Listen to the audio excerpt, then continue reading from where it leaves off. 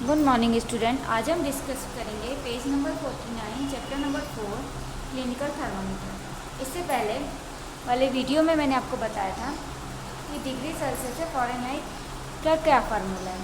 Degree Celsius से Fahrenheit का formula होता है 5/9। जो भी फ़ारेनहाइट में दिया हो उसको लिख देंगे और -32 करके इसमें इंटू कर देंगे। ऐसे ही फ़ारेनहाइट से डिग्री सेल्सियस में बताने के लिए जो भी हमको डिग्री सेल्सियस में टेम्परेचर दिया होगा उसको यहाँ पर लिखेंगे, उसको 32 से प्लस कर देंगे और 9/5 से इंटू कर देंगे। तो हमारा सेल्सियस से फ़ारेनहाइट में बदल जाएगा और फ़ारेनहाइट से सेल्सियस में।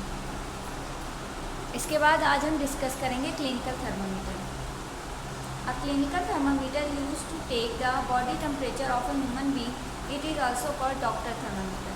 क्लिनिकल थर्मामीटर को किसी भी बॉडी टेम्परेचर को, जैसे हमारा बॉडी टेम्परेचर किसका, किसी ऑब्जेक्ट का भी मेज़र करते हैं, ह्यूमन बींग्स का भी मेज़र करते हैं, ठीक है। वाटर का, अगर हम किसी ग्लास में वाटर रखा है तो उसका भी मेज़र करना है। लेकिन क्लिनिकल थर्मामीटर सिर्फ ह्यूमन बींग के टेम्परेचर को मेज़र करने में यूज़ होता है, इसलिए इसको बोलते हैं डॉक्टर थर्मामीटर। देखिए, मैंने आपको बताया था कि थर्मामीटर लिक्विड मरकरी होता है। अब मरकरी को क्यों थर्मामीटर लिक्विड में यूज़ किया जाता है, इसकी क्या क्या प्रॉपर्टी है। First property, expand easily and uniformly on heating. जैसे ही मरकरी को हीट करते हैं तो ये फैल ईजिली जाती है एंड यूनिफॉर्मली एक्सपेंड होती। ऐसा नहीं कि कहीं ज़्यादा एक्सपेंड हो जाएगी, कहीं कम एक्सपेंड होगी। तो mercury expand easily and uniformly. Second है, can be use over a wide range of temperature.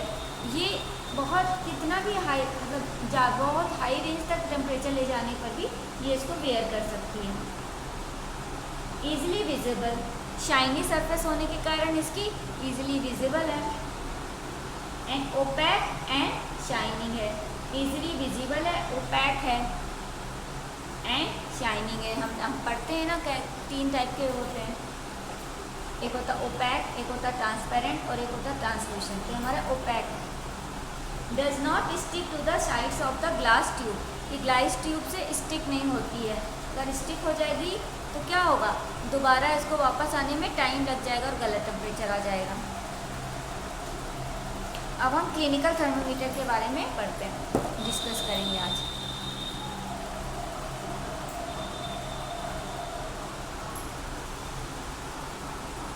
We will find that the scale on the stem shows. देखिए, क्लिनिकल थर्मामीटर में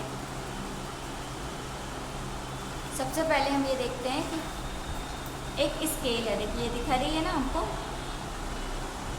तो we will find that scale on the stem shows temperature. ये scale हमें temperature बताएगी। ये हमारा glass का है, इसको ग्लास सिस्टम बोलते हैं। जो ग्लास का ऊपर का कवर होता है वो ग्लास सिस्टम होगा। इसका जो टेम्परेचर शो करती है 35 डिग्री सेल्सियस से 43 डिग्री सेल्सियस तक ही ये क्लिनिकल थर्मामीटर बता सकता है। The normal temperature of the healthy human body 37 degree Celsius. Normal, अगर किसी को फीवर नहीं है, नॉर्मल कंडीशन में है, तो उसका टेम्परेचर 37 डिग्री सेल्सियस होना चाहिए।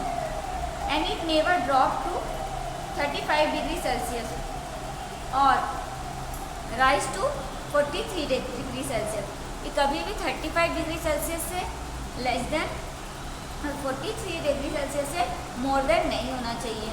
इसीलिए इसकी स्केल को बनाया ही ऐसे गया, क्योंकि ह्यूमन बॉडी का इससे ज़्यादा या कम हो ही नहीं सकता। ना तो 43 डिग्री सेल्सियस से मोर देन होना चाहिए और ना ही 35 डिग्री सेल्सियस से लेस देन होना चाहिए। Unless certain drastic condition are risk. कुछ बहुत ज़्यादा अजीब कंडीशंस हो जाएंगी, नॉर्मल कंडीशंस वो नहीं रह जाएंगी हमारे लिए। उसके बारे में फिर हम बाद में पढ़ेंगे। Clinical thermometer is almost the same as a lab thermometer. Same lab thermometer जैसा ही होता है, but has a slight bend और nick in the capillary tube just above the bulb. ये देखिए, हम ये आपको बल्ब दिख रहा है, इसके बल्ब के ऊपर थोड़ा सा बेंड होता है, इसको बोलते हैं निक। यहाँ पर ये बेंड रहता है,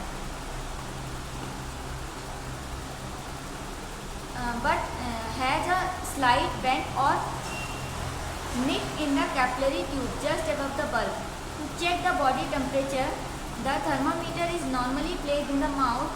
The mercury in the bulb expand according to the temperature in the mouth and its level increase in the capillary tube.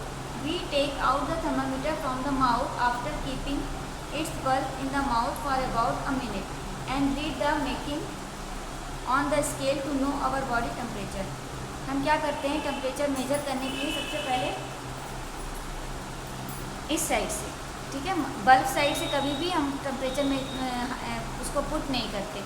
हम कभी भी क्या करेंगे, इसको कैसे पुट करेंगे, अपने किसी भी जिसका भी टेम्परेचर लेना है उसको पुट करेंगे बल्ब साइड से, कभी बल्ब एंड से कभी भी उसको हाथ में नहीं पुट करेंगे। हम उसको उसके माउथ में कैसे पुट करेंगे, बल्ब साइड से, और पकड़ेंगे कैसे, बल्ब के दूसरे एंड से। उसका बल्ब साइड कहाँ डालेंगे, उसके माउथ में पुट करेंगे, और अब पकड़ेंगे हम कहाँ से उसको, ठीक है, पिक कहाँ से करेंगे हम अपने थर्मामीटर को, बल्ब के अनदर साइड में, और उसके माउथ में क्या डाल देंगे, बल्ब साइड। अब जैसे ही हम उसके माउथ में बल्ब पुट कर देते हैं, बल्ब साइड वाला थर्मामीटर पुट करते हैं, तो क्या होता है, मरकरी एक्सपेंड होने लगती है अकॉर्डिंग टू टेम्परेचर। जो बल्ब में क्या है, मरकरी फिल है, तो जैसे ही वो एक्सपेंड होने लगती है तो हम क्या करते हैं, जब वो रुक जाती है, कांस्टेंट हो जाती है, उसका एक्सपेंड होना स्टॉप हो जाता है, तब वो उसके बाद हम 1 मिनट तक उसके माउथ में उसको पुट करके रखते हैं। उसके बाद हम उसके माउथ से वो थर्मामीटर को टेक आउट कर लेंगे और हम टेम्परेचर को मेज़र करेंगे कि टेम्परेचर कितना है।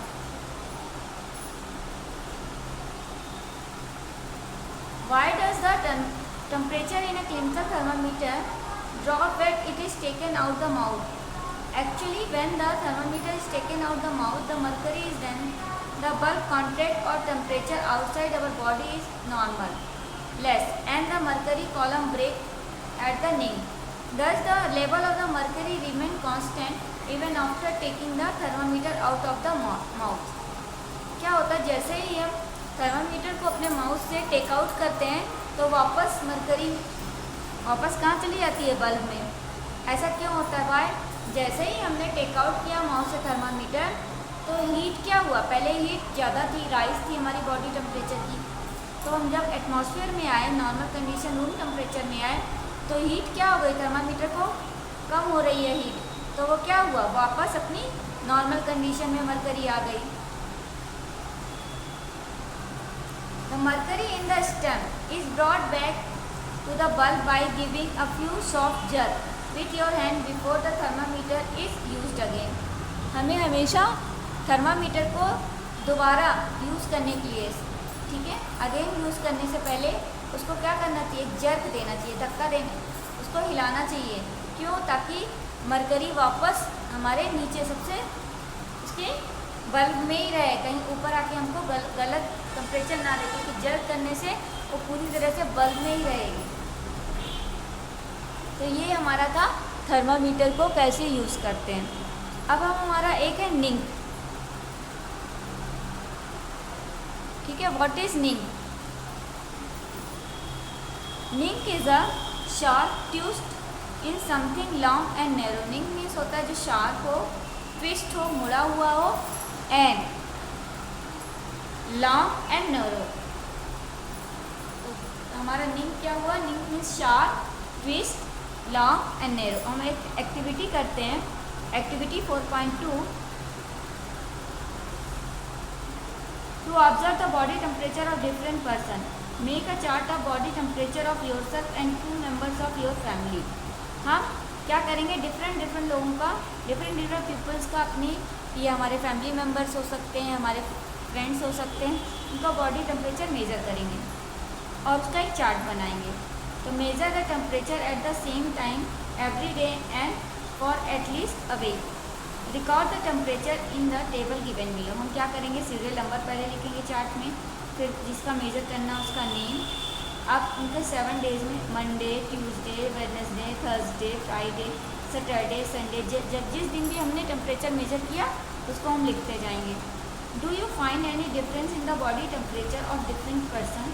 The body temperature of every person is not exactly 37 degrees Celsius, but may be slightly lower or higher. Actually, the normal temperature 37 is average body temperature of a large number of the healthy person. अब हमने देखा, हम different लोगों के temperature measure कर रहे थे, तो हमने देखा एग्जैक्ट 37 डिग्री सेल्सियस हमको नहीं मिल रहा था। किसी का टेम्परेचर 37 से लोअर है और किसी का टेम्परेचर 37 से हायर है, तो मोर देन है किसी का लेस देन है। अब 37 इसलिए बिल्कुल नहीं मिलेगा क्योंकि 37 डिग्री सेल्सियस एक एवरेज टेम्परेचर है।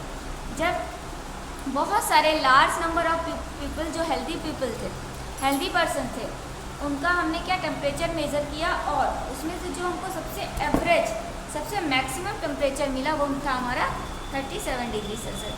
तो ये हमारा बताता है कि डिफरेंट लोगों का डिफरेंट टेम्परेचर होता है और हमारा एवरेज ह्यूमन टेम्परेचर होता है 37 डिग्री सेल्सियस।